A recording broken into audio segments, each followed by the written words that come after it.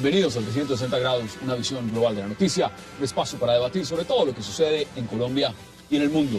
Y hoy 360 dedicará 60 minutos al aire, a analizar, a debatir qué ocurre en los diálogos de paz entre el gobierno Santos y las FARC en La Habana, cómo se encuentran en este momento en este llamado tercer ciclo, centrados en controversia, en el tema agrario, donde las FARC dicen tienen grandes coincidencias con el gobierno. Al término de este ciclo, las FARC han insistido en la necesidad de una Asamblea Nacional Constituyente en las que se les den garantías para no ser extraditados como los jefes paramilitares y aseguran a la vez que no han despojado a nadie de tierras. A su vez, el jefe negociador del gobierno, Humberto de la Calle, se ha enfrentado a la Federación de Ganaderos, a Fedegan, acusándolos de realizar acciones truculentas contra el proceso de paz. ¿Qué ocurre con los diálogos entre el gobierno Santos y las FARC? Será tema de debate esta noche aquí en 360 y no se muevan, no se vayan, y ya en segundos empezamos, como siempre, con lujo de invitados.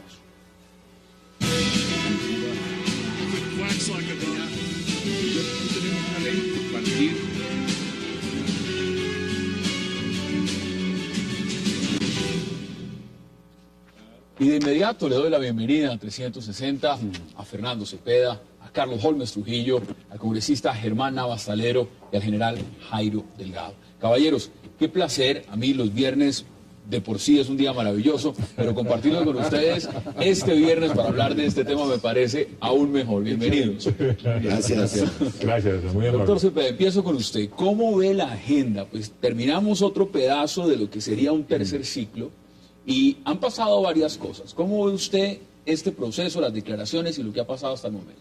Mire, para mí lo más importante de este proceso de paz es lo que el gobierno alega que es la esencia del proceso y que no se dice.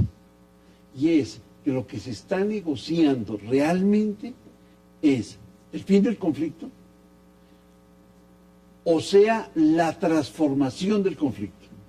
Cambiar este conflicto armado por un conflicto político. Eso me parece maravilloso, eso me parece que es el centro, eso me parece que es lo más importante. Y sobre esas líneas que hay que medir el éxito o no éxito de este proceso de paz.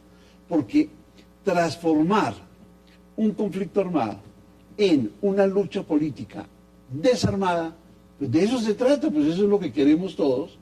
Y ahí está el juego abierto. Por eso es que no se negocia sobre la mesa temas. El único tema, fíjate, digamos programático, que está sobre la mesa, porque lo demás yo diría que tiene que ver es Pero hay puntos, ¿no? Hay puntos. Sí, pero tiene que ver es con la desmovilización. El único tema realmente es el agrario. Es justamente en el que estamos en este momento. Estamos en ese momento y uno y de los vamos a temas- seguir estando. No, y han dicho, y me parece interesante, algunos están diciendo, mire, es el tema más importante. Sin embargo, aquí también ha estado el doctor José Félix Laforía, ha dicho, a mí me parece que ese tema va a salir rápido. Vayan ustedes a ver y ustedes me darán su opinión. Doctor Galvez Trujillo, bienvenido. ¿Cómo ve usted el proceso? Gracias por la invitación. Yo, como todo colombiano, quiero la paz. Y considero que lo que está sucediendo en este momento en La Habana genera mucho escepticismo y bastantes inquietudes. ¿Por qué lo digo? Yo lo que veo es que hay dos interlocutores que están hablando de cosas completamente distintas. El gobierno dice, yo estoy sentado en una mesa de conversaciones para ponerle fin al conflicto. Las FARC dicen, yo estoy sentado en una mesa de conversaciones para llegar a la paz, lo cual quiere decir que hay que cambiar la estructura política, económica y social primero antes de llegar a la paz. El gobierno dice, yo tengo una agenda de 5 puntos. Las FARC dicen, no señor. En el preámbulo del acuerdo que ustedes y nosotros firmamos, que es vinculante, queda claro que se puede hablar de todo. Si usted mira los tiempos, el gobierno dice, esto se va a medir en meses, no en años. Las FARC dicen, no señor, no le ponga tiempos fatales a la paz. Si usted mira el esquema en materia de tiempos, en materia de tiempos, el gobierno dice, mire, nosotros estamos en este momento adelantando un proceso que tiene 3 etapas. La primera era la exploratoria, la segunda es la negociación, la tercera es la implementación simultánea de los acuerdos. Las FARC dicen, no señor, eso de las 3 etapas es una cosa del gobierno, eso no lo hemos acordado. Si usted mira el proceso en materia de comunicación con la gente, que es fundamental en este tipo de empeños, El gobierno dice, vamos a ser discretos. Las FARC dicen, no señor, la etapa de la discreción se agotó en el proceso exploratorio y ahora viene la de la más amplia participación de la gente. Si usted ve dos interlocutores que están en una mesa y están hablando de cosas totalmente distintas, por lo menos nace escepticismo en lo que puede ser el resultado. Son otra cosa totalmente distinta. Pero Mire, pues, mire, pero veamos declaraciones, Pero así declaraciones, por ejemplo, de Iván Márquez, y ampliamos el debate porque, por supuesto, el doctor Navas Talero y también el general quieren intervenir. Veamos declaraciones. ¿Qué quiere usted? Iván, la unidad de restitución de tierras creada por la ley de tierras está recibiendo las denuncias de campesinos que han sido despojados por paramilitares, por fuerzas de derecha mi hermano, y por esa es fuerzas la de oficina izquierda. de restitución de los victimarios. ¿no? Pero ahí están acudiendo las víctimas y van a decir que han sido despojados de las Esa es la oficina de tierras. restitución de los victimarios para engañar, para manipular. Eso es lo que trato de decirlo desde ayer, pero no se moleste, mi hermano. Tenga usted todo mi abrazo y mi afecto. Hasta luego. Hasta luego. Pero veamos más de eso, justamente de ese mismo tema. Bueno, yo les agradezco mucho. Sobre el tema de tierras, una pregunta. Ustedes planteaban la creación de un fondo de tierras, las tierras ociosas, las tierras que están en manos del narcotráfico, las tierras que están sin producir en Colombia para dársela a mujeres y campesinos. Pero ¿estarían dispuestos ustedes también a entregar las tierras? ¿Cuáles tierras? ¿Cuáles tierras? Pero tierras... Esos son cuentos de la manipulación mediática de ciertos medios de Colombia. ¿De dónde usted acoge datos? Las Fuerzas Armadas. Ah, las Fuerzas Armadas. Bueno, muchas gracias.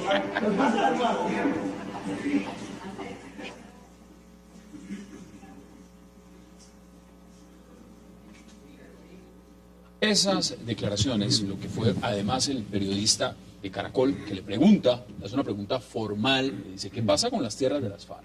Pero aquí estamos hablando de restitución. Dice, nosotros tenemos tierras. Lo vetaron además a Caracol.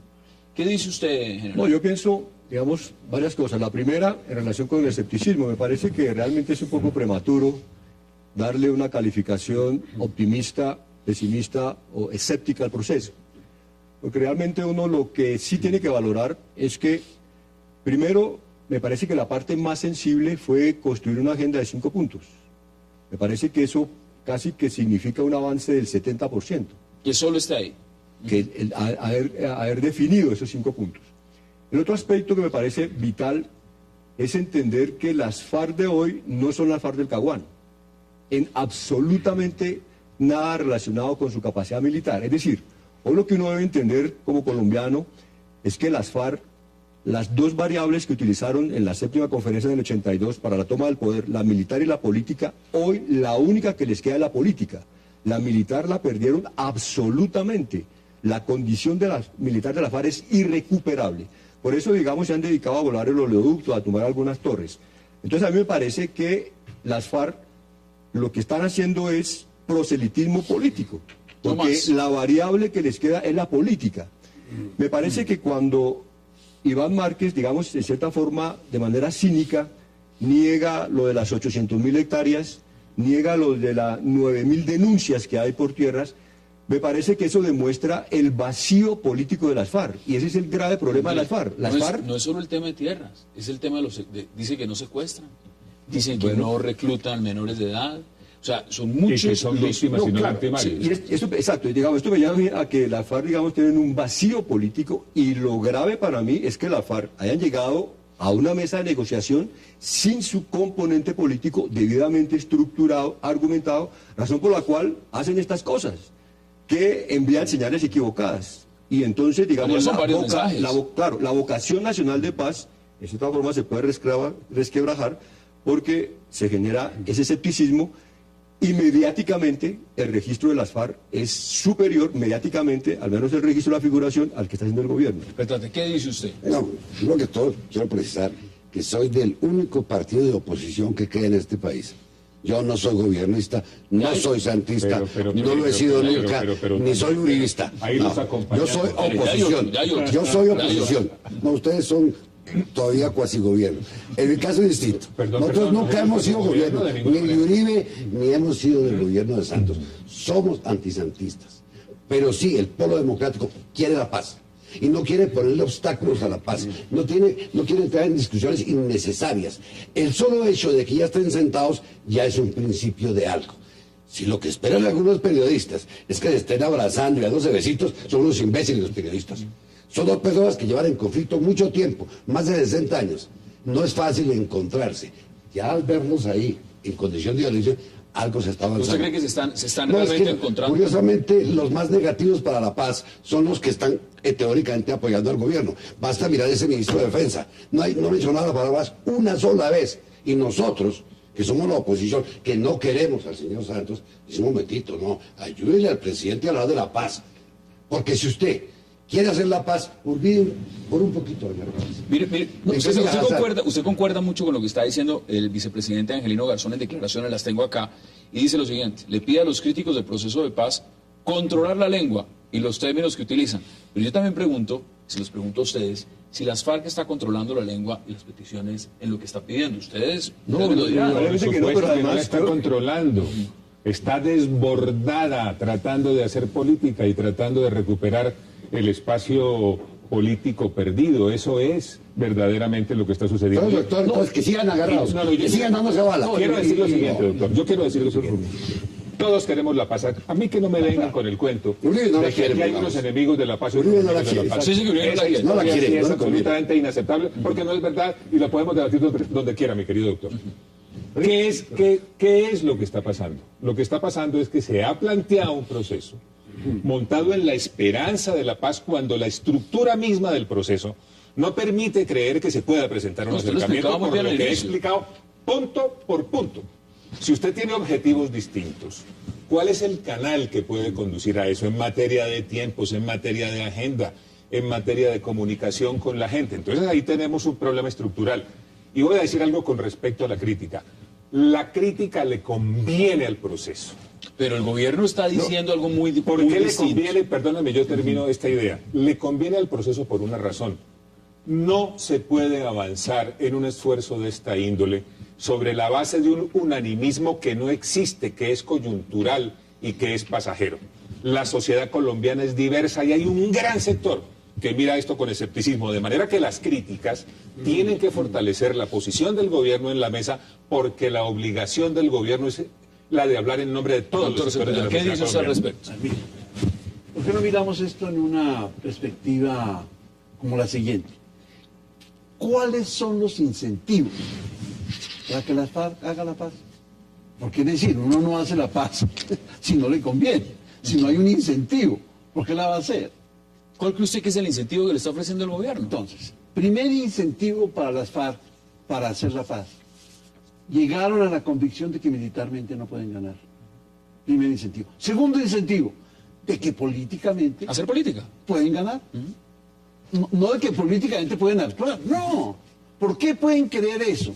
Porque en Venezuela, en toda América Latina, con excepción, en toda Sudamérica, con excepción de Colombia y ahora temporalmente Chile, la izquierda está gobernando. Entonces, claro, el incentivo que les da Chávez, que les da Castro, es decirle, señores, ¿qué les pasa? Esta es la vía. Esta es la vía, la política, no la otra vía. Señores, tengo que hacer una pausa obligatoria para que pueda intervenir el general. Hagamos la pausa y de inmediato regresamos a este debate sobre lo que es la paz y esos diálogos en La Habana, aquí en 360. No se vayan, ya regresamos.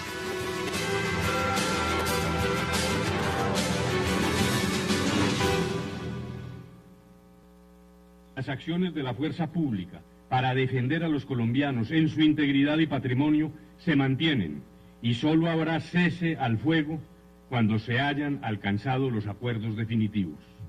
Queremos la paz, sí, pero no a cualquier costo, no al costo de que como producto de las conversaciones la guerrilla se fortalezca para seguir en la guerra. El presidente Santos ha sido claro en que ese camino no lo repetiremos. Entre tanto, sí debemos informar que las conversaciones avanzan en un clima de respeto y de diálogo amplio. Esas son las declaraciones de Humberto de la Calle, jefe del equipo negociador que representa al gobierno. General, son muchos los puntos y aquí el doctor Cepeda decía claramente que hay los incentivos, hay las razones, pero también hay temas. Ellos están pidiendo, en el tema agrario, están pidiendo también, por supuesto, que podríamos llamar una tregua bilateral, un cese de hostilidades bilateral, a lo cual el gobierno ha dicho nosotros eso no le jalamos hasta que no se hayan concretado unos pactos y se hayan firmado. ¿Cómo ve usted ese punto? Porque ese es un punto también de los vitales que ha mencionado Humberto de la Calle. No, yo pienso que el cese bilateral de hostilidades es una opción sobre la cual el gobierno no puede ceder, porque eso impactaría en un aspecto estratégico del país. Es decir, el punto de inflexión, en nuestra opinión, del conflicto se dio en el 2008. Ahí hubo varias situaciones que llevaron incluso en ese momento a su máximo cabecilla, Alfonso Cano, a decir tenemos que pasar a guerra de guerrillas. Es decir, hubo un impacto muy fuerte para tomar esa decisión. Y en ese sentido, lo que se demostró en el momento es que finalmente, después de tantos años, casi 50, la correlación de fuerzas se cambió a favor del Estado. Hoy la correlación de fuerzas en el conflicto armado está a favor del Estado, General, ¿qué dice lo cual usted? es muy riesgoso en el evento en que se cediera. Pero mire lo que dice Piedad Córdoba, la ex senadora Piedad Córdoba, dice, decisión sobre el cese al fuego bilateral no debe ser actitud voluntaria del gobierno. Eso lo está diciendo ella. Claro. No debe ser voluntario. O sea, No, claro que sí. Yo pensaría que ella un poco impulsaría una iniciativa de la sociedad civil que me parece totalmente equivocada, porque la sociedad civil, digamos, tiene unas expresiones que le estamos viendo, pero yo quería algo que el doctor Navas señaló. El doctor Navas señaló de los obstáculos de la paz. Es decir, sería importante decir cuáles son los obstáculos de la paz. ¿Cuáles son en su opinión? No, ¿No los ve? es que yo pienso que las opiniones, las posiciones de los sectores de la sociedad... Pero yo le voy a nombrar uno. Lo está diciendo el mismo jefe negociador Humberto de la Calle. Está diciendo que aquí hay maniobras truculentas. Y truculentas no la está diciendo de cualquiera, está diciendo de los ganaderos. Lo está diciendo directamente, no quisieron ir al foro agrario, están planteando una postura que es contra el proceso. Ahí no hay un obstáculo. Yo lo que pensaría... Los cargos que se han hecho y no desmentidos es que los ganaderos financiaban paramilitares. Pero usted cree en este momento, y se lo pregunto, se lo formulo desde el otro lado, que es coherente decir que las maniobras truculentas vienen de un sector como Fedegan, que son ganaderos que tienen la potestad de decidir si quieren ir o no, o creer o no en el proceso, y no dar esas mismas declaraciones frente a las FARC, que se han parado en declaraciones y han dicho, nosotros no secuestramos. Yo no voy a defender a De la Calle, pero De la Calle dijo lo que tenía que decir. No podía decir cosas distintas sino esa. Eso lo dijo De la Calle y lo siente. Y si lo siente De la Calle es porque el gobierno lo siente. Veamos las declaraciones inmediatamente. Veamos las declaraciones exactas. Puedo referirme como... Y aprovecho para rechazar tajantemente las afirmaciones de quienes han querido distorsionar los resultados del foro mediante manipulaciones truculentas. Una cosa es la crítica a la política de paz que el gobierno respeta y que hace parte del ejercicio democrático, pero otra muy distinta es tomar algunas de las propuestas más radicales y dar por sentado que ellas comprometen a la delegación del gobierno para crear alarma entre los ciudadanos. Sabemos, por ejemplo, que muchos ganaderos son legítimos propietarios que desean mejorar la productividad de sus tierras y estamos abiertos a escuchar sus opiniones. Cualquier solución al problema agrario se hará con y de la mano de los ganaderos para que tengan los apoyos necesarios para hacer más uso de la ganadería intensiva o para reconvertir tierras a la agricultura. ¿Qué dice usted de esas declaraciones? A ver, permítame referirme en cápsulas a varios de los temas que se han tocado. En primer lugar, los ganaderos tienen pleno derecho a disentir, tienen pleno derecho a presentar sus opiniones, tienen pleno derecho a no asistir a esas convocatorias si esa es la posición que definen colectivamente. Es un derecho democrático. En segundo lugar, con respecto al cese bilateral, es institucionalmente inaceptable, esa es mi visión del tema. Obstáculos para la paz, yo veo dos claros, la falta de voluntad real de paz por parte de las FARC y un problema estructural que es el Estatuto de Roma, que le obliga al Estado colombiano a cumplir con sus normas, lo cual no facilita de ninguna manera las concesiones jurídicas. Sigamos con déjeme terminar, doctor. Y en relación con el tema militar, yo no estoy de acuerdo con la teoría del debilitamiento militar de las FARC, porque mire lo que ellos han dicho y repiten permanentemente. Militarmente somos inderrotables porque hemos vuelto a la táctica de la guerra de guerrillas. Conceptualmente las FARC están en otra cosa. Usted conoce muy bien el tema de guerra de guerrillas, pero usted no está de acuerdo con lo que dice el doctor Juan Trujillo. No, es que aquí hay que entender que si eso lo dice el doctor de la calle es porque tiene sus razones. Y yo no soy... Pues yo lo que pido es que se respete el derecho democrático a disentir.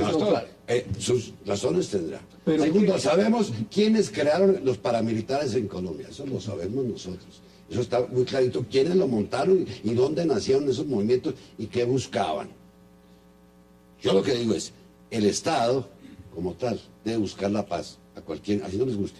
Es obligación. No digo que la paz es un derecho y una obligación. Pero es que la paz no se llega de cualquier manera. Con voluntad, doctor, y hay gente que no tiene voluntad de paz. Mire, doctor, yo soy coautor de la Constitución y yo voté ese artículo de la Constitución Nacional. Por eso, la paz es un derecho y un deber de obligatorio cumplimiento. Cumplamos. También voté el artículo que obliga a que el Estado cumpla con la obligación que tiene de combatir la violencia en todas sus formas. Lo que ha quedado en evidencia es, digamos que si ya ampliamos la composición de la mesa, gobierno, FARC y sociedad civil, en la sociedad civil lo que uno encuentra es una evidencia de que la sociedad civil toda no tiene la misma percepción frente al proceso de paz, lo cual es legítimo.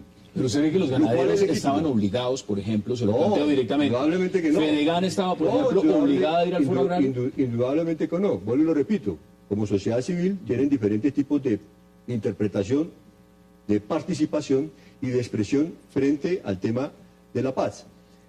Me parece que aún gravita en la opinión pública en general el síndrome del Caguán.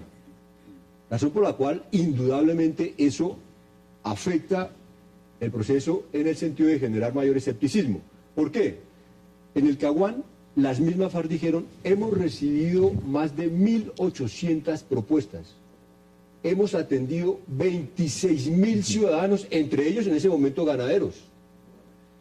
Cuando uno revisa qué pasó con esos 1.800 propuestas y con esos 26.000 ciudadanos, lo que hicieron las FARC fue... El tema militar estaba mucho más fortalecido. Subestimar y despreciar en cierto sentido la sociedad civil que en ese momento General, usted plantea algo que me parece muy valioso porque usted está hablando de lo mismo. Ellos en este momento en la mesa de negociaciones en La Habana están diciendo, aquí hay una participación masiva y estamos recibiendo propuestas. Ahora, yo se lo pregunto también, doctor Cepeda, porque me parece importante que usted me diga si el presidente de Fedegan, José Félix Laforí, tiene razón al decir que Humberto de la Calle debe pedirle excusas a los ganaderos por las declaraciones que dio. Por decir las truculentas. ¿Usted cree que debería pedirle excusas a los ganaderos? Es que habría que saber cuáles son los planteamientos truculentos. Yo no los conozco. Él dice que le dieron importancia o asumieron que el gobierno adoptaba las propuestas más radicales de ese foro. No sé cuáles fueron las propuestas más radicales de ese foro. Pero sí cree que tenían legitimidad en su derecho de decidir no ir lo que quieran, o no ir. Por supuesto. Pero déjeme decir otra cosa. Mire, el tema del cese de fuego es muy importante porque es un tema muy popular y la gente no entiende realmente por qué el gobierno dice que no. Pero es que la esencia de la negociación es la finalización del conflicto. Lo que las FARC hacen al proponer eso es cambiar la negociación. Completamente. No, claro. No, la negociación es, vamos a ponerle fin al conflicto, la dejación de las armas. Entonces no se puede discutir lo otro porque eso es temporal y temporal por cuánto tiempo. Al gobierno le parece que eso es un caguán. Inmediatamente lo primero que piensa es eso. Pero también no olvidemos que además la discusión sobre el cese de fuego es entonces cómo es la verificación. Eso es una discusión de un año. Las FARC han propuesto. Ahí se acabó la negociación. Y propusieron el tema de la tregua navideña, una tregua que ustedes me dirán en la opinión de ustedes si les parece se cumplió o no. ¿Usted cómo le pareció? Pues por supuesto que no se cumplió. ¿Cómo se va a cumplir una tregua con sus excepciones? Si el ejército dice 52 violaciones y la Defensoría del Pueblo dice 57. Las cosas hay que llamarlas por su nombre. Si querían decir que hubo una disminución de las acciones militares, digan eso. Pero no digan que la tregua se cumplió con excepciones. 52 excepciones, 57 excepciones. Nadie puede sostener con razón que realmente hubo tregua. ¿Qué dice usted? Yo no soy ni defensor de las FARC ni de nadie. Yo soy defensor de la paz. El que quiera defender la FARC, que se sienta aquí y los defienda. Ese no voy a ser yo. Yo estoy defendiendo la paz. Y defiendo en este caso la posición del doctor de la Calle, que no es mi amigo, cuando dice que le están haciendo jugadas sucias. Si los de Fedegal se sienten receptores de eso, que expliquen por qué se sienten receptores de esa expresión. Y cuando el doctor Trujillo, Holmes Trujillo, nos dice acá que uno de los inconvenientes para hacer la paz es el Estatuto de Roma. No. Yo francamente No, perdón. Yo soy coautor de ese acto legislativo. No, Hassan, perdóneme, No dijo palabras perdóneme, pero yo no he dicho eso. Si lo escuché, Excúseme, pero yo no he dicho eso, doctor.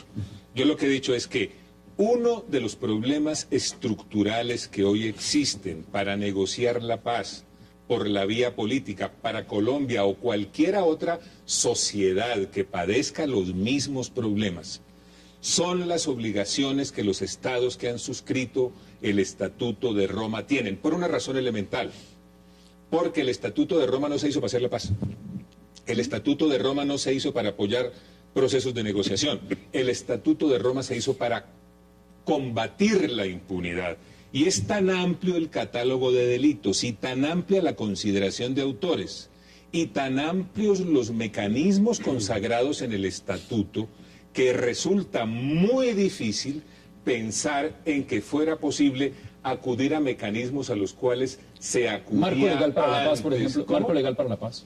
El marco legal para la paz puede ser interpretado por la Corte Penal Internacional como hecho con el propósito de excluir de la responsabilidad penal a uno cualquiera de los autores de las conductas contempladas. ¿Le gusta ese marco? No me gusta. No me gusta porque si escuché, y creo que la opinión pública escuchó que usted dijo que un obstáculo para la paz era el Estatuto por de Roma. eso, pero yo por las obligaciones que tiene, que no, doctor. el Estatuto de Roma busca sancionar a los violadores de derechos humanos.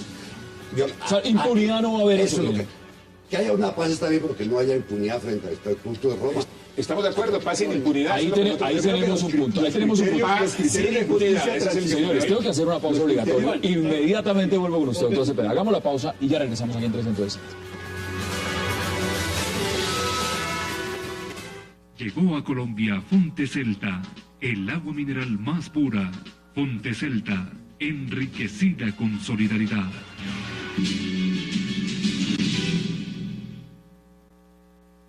Desafortunadamente tenemos el compromiso común de no traer al público los debates que se producen, pero sí ustedes tienen conocimiento ya de la propuesta concreta de las FARC. Eso significa avances, como lo decía hace un momento, y en nuestra opinión ese es un ritmo, yo creo que de mambo, o sea, no es un ritmo suavecito, sino que va acelerado.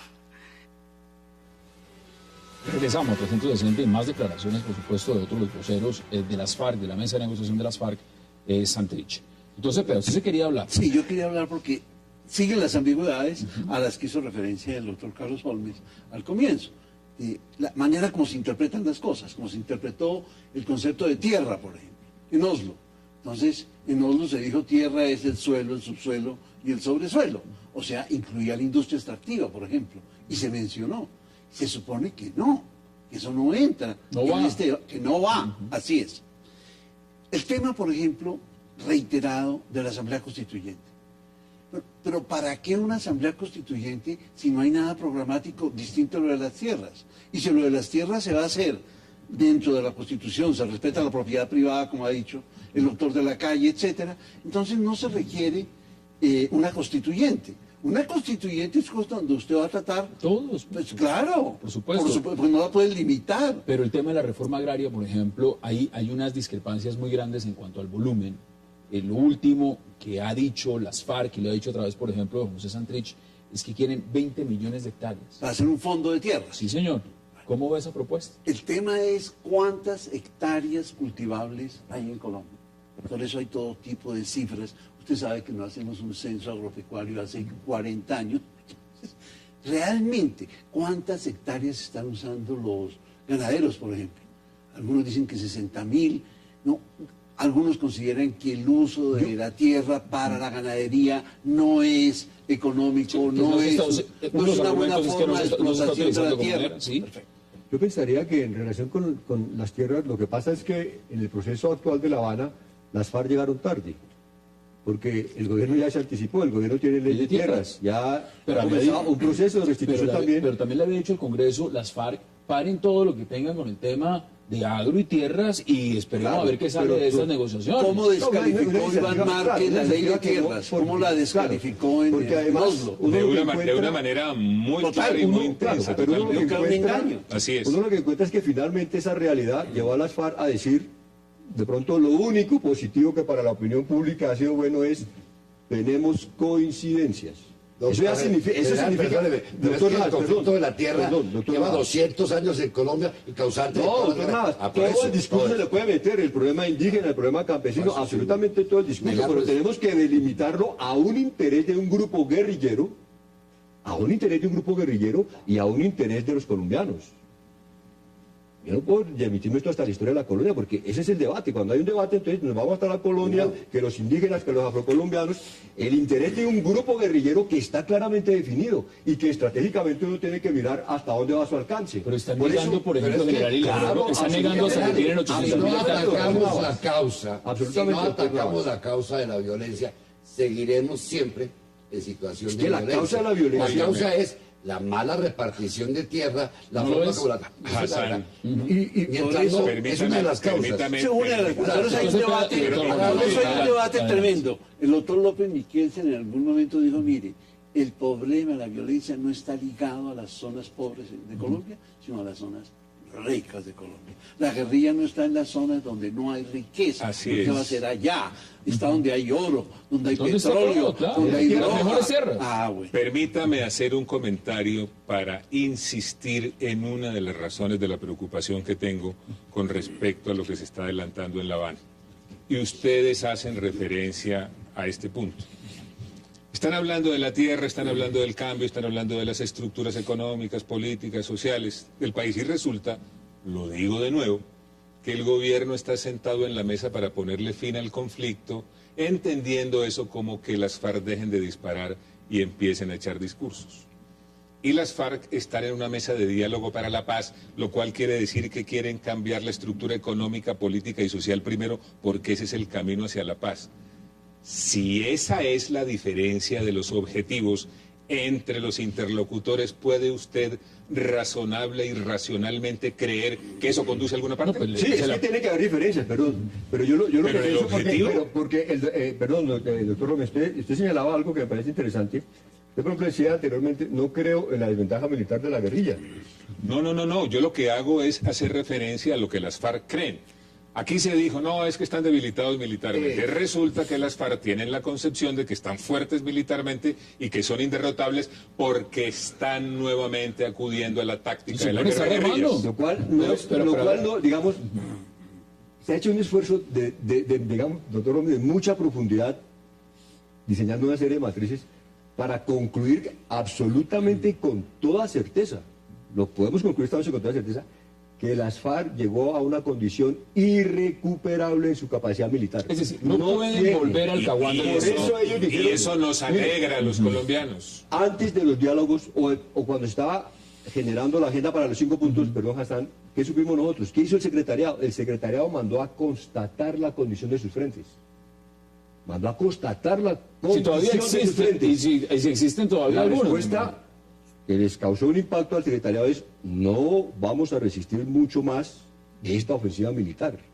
Pero mire, si las FARC, digamos, no son conscientes, y a mí me parece que el gobierno de manera muy inteligente hizo lo que de pronto en el gobierno del presidente Uribe no se hizo, es aprovechar un resultado militar favorable para el Estado colombiano con un beneficio político. Recapitulo sobre algo que usted dice.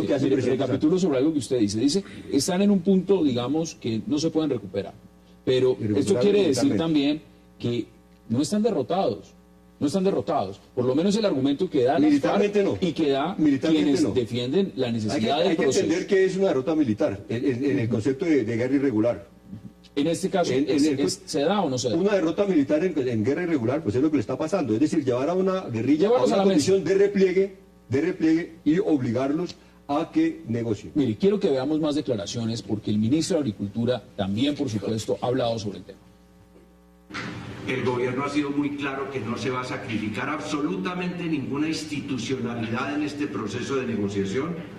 No se va a ceder territorio, no se va a ceder presencia de fuerza pública ni accionar de la fuerza pública mientras no se firme la paz y la desmovilización. Es decir, no va a haber una desactivación de las acciones militares unilaterales por parte del gobierno, sino que prosiguen. Pero el gobierno está sentado allí en la mesa.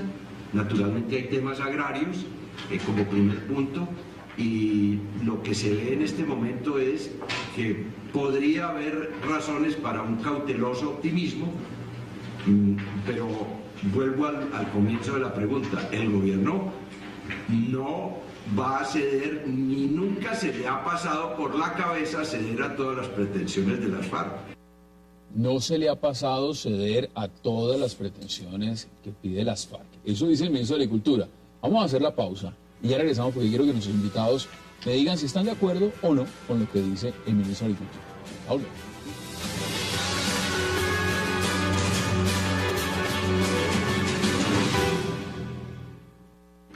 El gobierno ha sido muy claro que no se va a sacrificar absolutamente ninguna institucionalidad en este proceso de negociación. No se va a ceder territorio, no se va a ceder presencia de fuerza pública ni accionar de la fuerza pública mientras no se firme la paz y la desmovilización. Es decir, no va a haber una desactivación de las acciones militares unilaterales por parte de... Regresamos a 360, importante, general, porque esas declaraciones están calientes. Sí, yo pensaría que buscando unas diferencias entre el Caguán y La Habana hoy, digamos, uno lo que tiene que concluir es que este proceso actual tiene una emergencia de la sociedad civil con un sentido más crítico. No le olvide que hay una reelección también. Un sentido más crítico. Tiene la presencia de un sector político mucho más agudo para hacerle oposición al proceso. Lo que no pasaba en el Caguán. En el Caguán se antecedió 10 millones de electores por el famoso voto por la paz, una concentración absolutamente, diría uno, que completa del país nacional e internacional para ir al Caguán. Es decir, aquí no. Había una sintonía y una sincronización de la sociedad, en ese momento no. Y ese es el modelo en el que hoy, digamos, el gobierno tiene que mirar, porque me parece que lo que va a impactar más es mire el tema de los de la tiempos, sociedad, porque de la sociedad lo decía civil. el doctor Holmes Trujillo, que los tiempos en el objetivo pues son distintos. Y yo no les he preguntado por el tema de la reelección, porque aquí hay una reelección, y una reelección que de una u otra manera ustedes me dirán en su opinión si influye o no influye. Pero claro ¿En su opinión influye? Pero no hay ninguna duda de que influye. Y déjeme hacer la siguiente afirmación, saliéndome un poco de la teoría, que se puede hacer de manera bastante fértil en esto de los procesos de negociación. Mire, si no hay resultados positivos, si no hay demostraciones de voluntad de las FARC rápidamente. ¿Qué rápidamente? Lo más pronto posible. ¿Meses? No ¿Semanas? Póngale días, póngale semanas o póngale meses, lo que quiera, pero rápidamente. Si eso no se produce, el escepticismo que hoy existe se convertirá en rechazo. Y si siguen presentándose la misma situación, el rechazo se convertirá en una presión insostenible al gobierno para que le ponga fin al proceso. Así pasó en Tlaxcala, así pasó en el caso del Cuagán. Lo que estoy diciendo entonces es que esto depende de que las FARC tengan verdadera voluntad de paz. Que lo demuestren con hechos reales y con hechos ¿Usted ve positivos. voluntad en este momento? No veo ninguna. Señores, ¿qué dice usted? Pues yo no soy vocero de ellos, pero por lo menos se sentaron ahora con el gobierno. Si tienen voluntad de paz, eso me lo pueden decir ellos o los amigos de ellos. Yo no soy de eso. Segundo, el gobierno está actuando con prudencia y quiere llegar. Y hay una cosa que en este momento pesa, y es que el mundo entero ya mete mano en estos conflictos. Que antes eran conflictos cerrados, hoy en día los países, otros países, meten mano y presionan. Esa es la ventaja en este momento, que ya no es una determinación que tome solo un país, sino la presión de otros países. Pues mira, le voy a decir una cosa. Yo creo que al presidente Santos, por supuesto le conviene hacer la paz para la reelección, pero le voy a añadir otra cosa. Al presidente Santos, si se levanta de la mesa en algún momento dado, es también le conviene para la reelección. Lo puede manejar, lo puede manejar. Las dos las puede manejar. De pronto lo puede manejar mejor, le cuento. Lo puede manejar mejor, además, independientemente del lapso de tiempo. No se debe confiar mucho. Profesor, y usted me permite que yo le diga algo, y yo creo que el cálculo es ese desde un principio.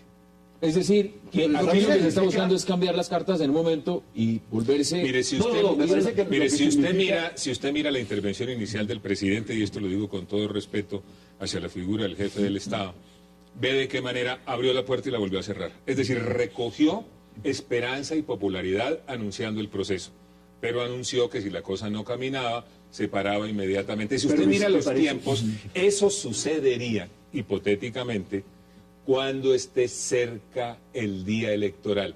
Si eso se hace así, significa que el gobierno es coherente.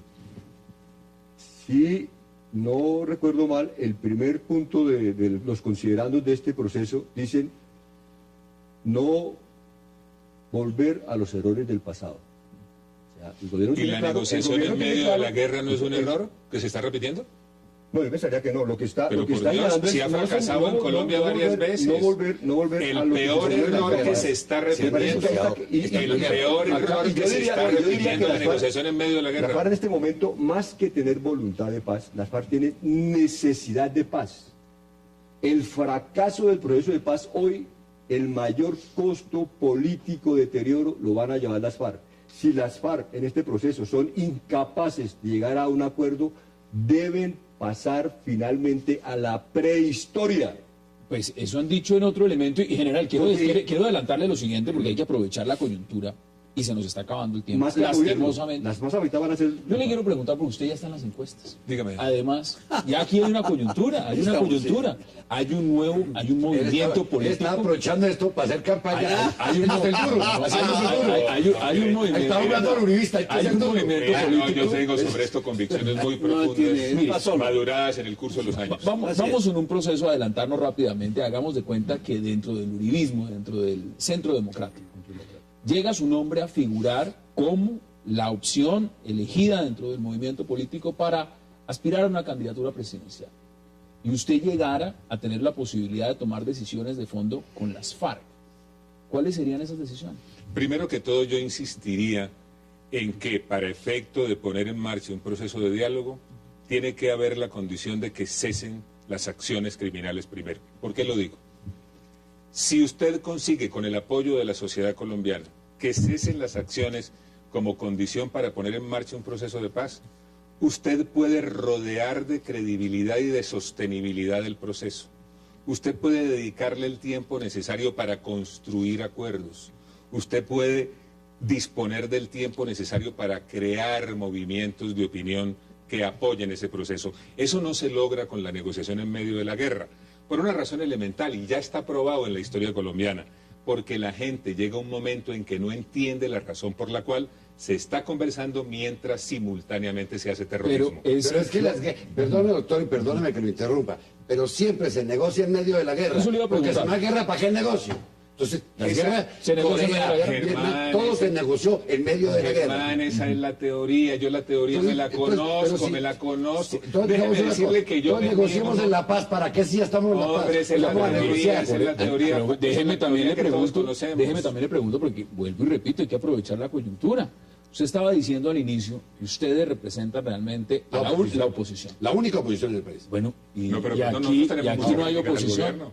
Ellos son... Cuando dejen sus cuotas en el gobierno, cuando los uribistas salgan, serán oposición. Pero yo no puedo jugar a ser oposición y teniendo cuotas en el gobierno. Yo eso de cuotas porque es que nosotros sí no hemos aceptado, el pueblo no ha aceptado una sola posición en el gobierno. Y en este momento ni siquiera en el de Petro. No tenemos nada. Somos oposición pura, limpia. Óigame, Hassan, hay una cosa que yo no entiendo. Perdóneme que lo interrumpa. Yo no entiendo por qué. Cuando se plantean críticas razonables, cuando se ejerce el derecho democrático de disentir, cuando se hacen argumentos, cuando se acude a la historia, cuando se señalan dificultades estructurales que son consecuencia de las obligaciones que tiene el Estado colombiano, se le dice a uno que uno es enemigo de la paz. Hágame el favor, cuento. Él es que lo está diciendo en un planteamiento más amplio. La crítica constructiva es necesaria, es indispensable, y repito, eso le sirve al gobierno, porque el deber del gobierno es representar acá se le ha dicho los medios de la sociedad que colombiana. Se mantengan parcos frente al tema. Deme sus conclusiones, general, en 30 segundos sobre este tema. Yo pensaría primero que las más necesitadas del proceso de paz se llaman FARC. Ellas son las más necesitadas. La sociedad colombiana. Si fracasan, no las FARC. La sociedad colombiana. Si fracasan las FARC, hay que pasarlo ya a la prehistoria, desaparecen absolutamente. Es decir, desaparecen en no volverse a sentar a dialogar con ellos. Ninguna opción. Solo la vía militar. Sí, digamos la vía militar, lo que resta ya para prácticamente darles, digamos, lo otro me parece que el gobierno ha sido claro en no ceder, y me parece que es coherente porque hasta ahora lo ha demostrado. Lo que pasa es que nos hemos confundido como opinión pública frente a un discurso político y proselitista de las FARC, pensando que el discurso proselitista de Iván Márquez es el discurso de la FARC, lo cual es absolutamente... Ahí están sus conclusiones. Doctor Cepeda, denme sus conclusiones en 30 segundos. A mí me parece fundamental que se busque la paz. Tengo un gran interrogante, que es ¿cuál es el presupuesto de las FARC? Según el señor ministro de Defensa, recibe al año 3.400 millones de dólares. Ahí yo veo un desincentivo. Yo hablo de incentivos. Yo veo un desincentivo. Ahora, yo me niego a creer que la cifra es cierta. Yo digo, esa cifra no puede ser cierta. Yo digo que ni el 10%. Pero si la cifra es cierta, me cuesta trabajo creer que las FARC no es capaz de reformularse militarmente. Deme sus conclusiones. Yo lo que quiero decir es que entendamos que esta guerra no tiene 50 años como dicen. La guerra en Colombia, y un estado de guerra, desde 1823, cuando llegó a Córdoba estamos en guerra. Hubo 12 guerras civiles en el siglo XIX, ¿o no, doctor? Y terminó el siglo XIX, bueno, más tarde. Terminó. No, digo, yo hablo de este país en guerra. Cuando yo nací estaban en guerra. La violencia abiertamente política. Se nos acabó el tiempo. 10 segundos. Se nos quedan 200 años. Tenemos conclusiones muy breves. Paz sin impunidad y sin negociar políticas públicas con el terrorismo. Doctor Jorge Trujillo, gracias por aceptar la invitación. Gracias por aceptar la invitación. Doctor Cepeda, gracias por ser congresista, gracias por aceptar la invitación. A ustedes, gracias por acompañarnos. Nos vemos el lunes. Hay que descansar el fin de semana, pero sin falta, 8 p.m. aquí en Cable Noticias, para debatir toda la agenda política de Colombia y del mundo aquí en 360 grados. Es una próxima oportunidad.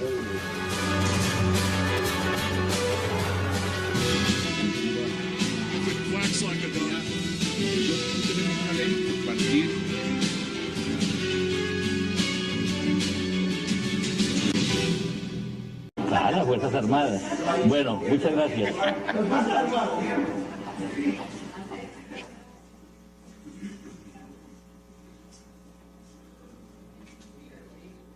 Esas declaraciones, lo que fue además el periodista de Caracol, que le pregunta, es una pregunta formal, le dice, ¿qué pasa con las tierras de las FARC?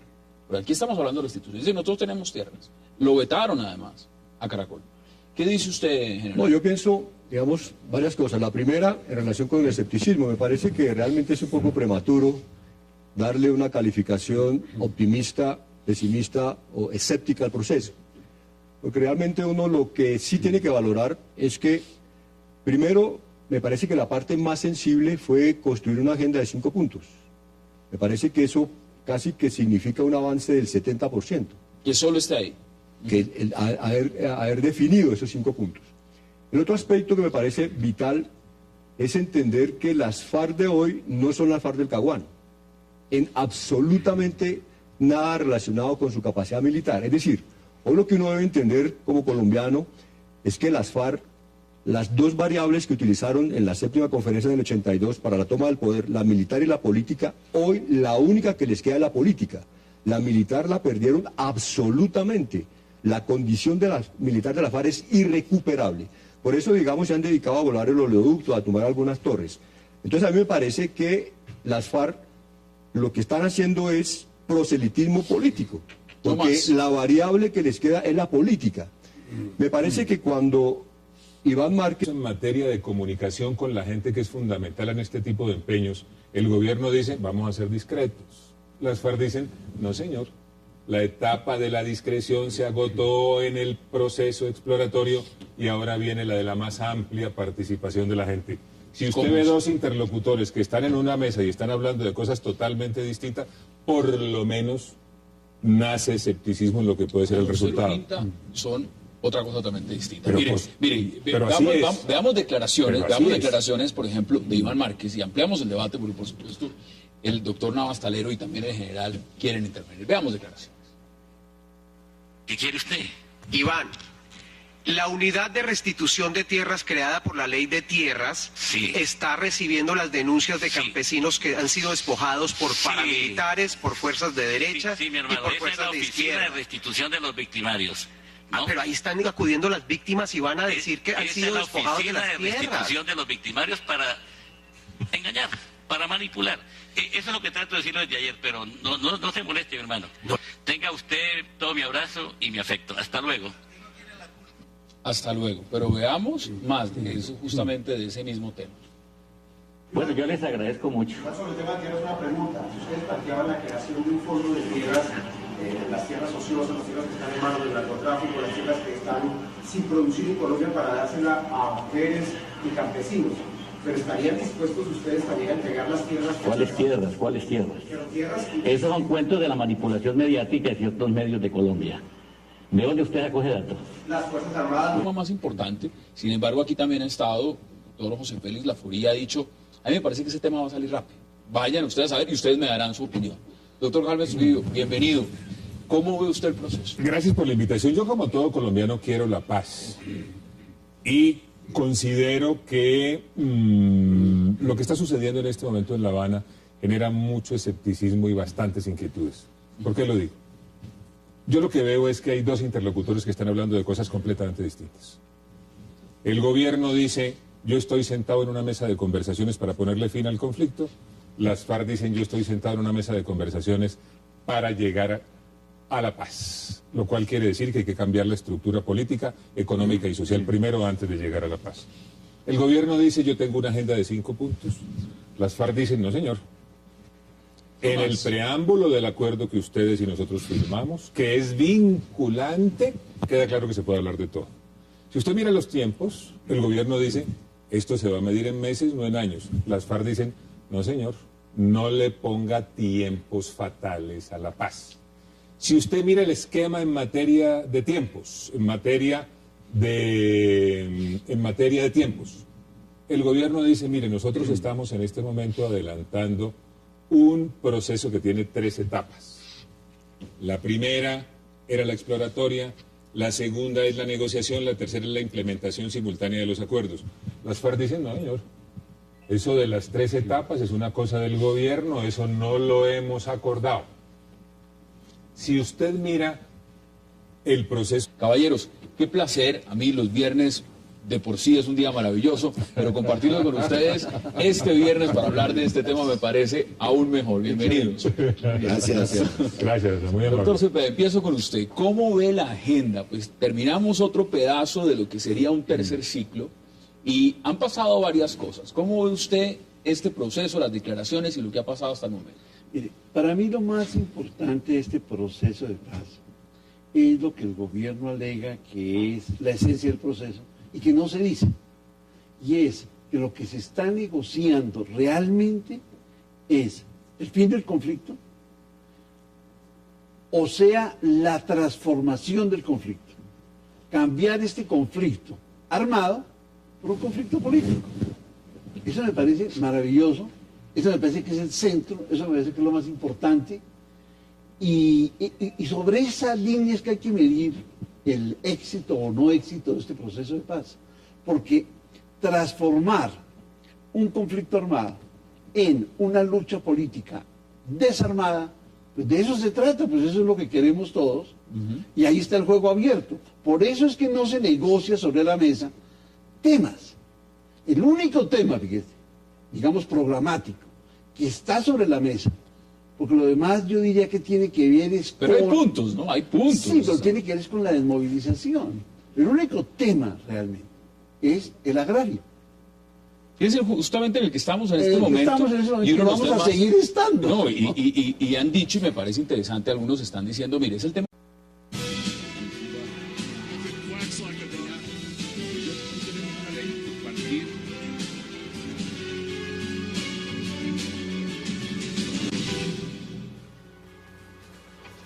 Bienvenidos a 360 grados, una visión global de la noticia, un espacio para debatir sobre todo lo que sucede en Colombia y en el mundo.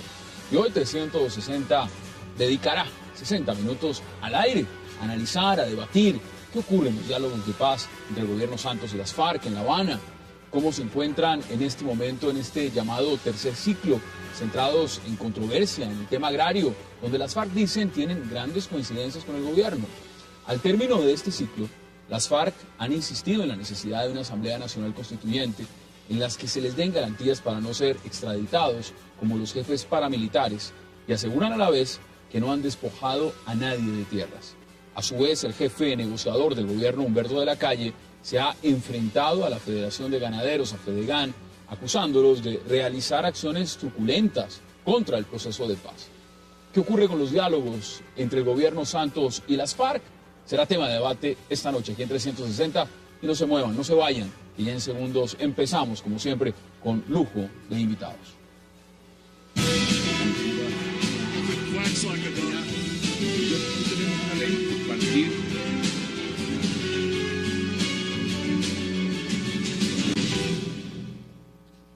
Y de inmediato le doy la bienvenida a 360 a Fernando Cepeda, a Carlos Holmes Trujillo, al congresista Germán Navas Talero y al general Jairo Delgado.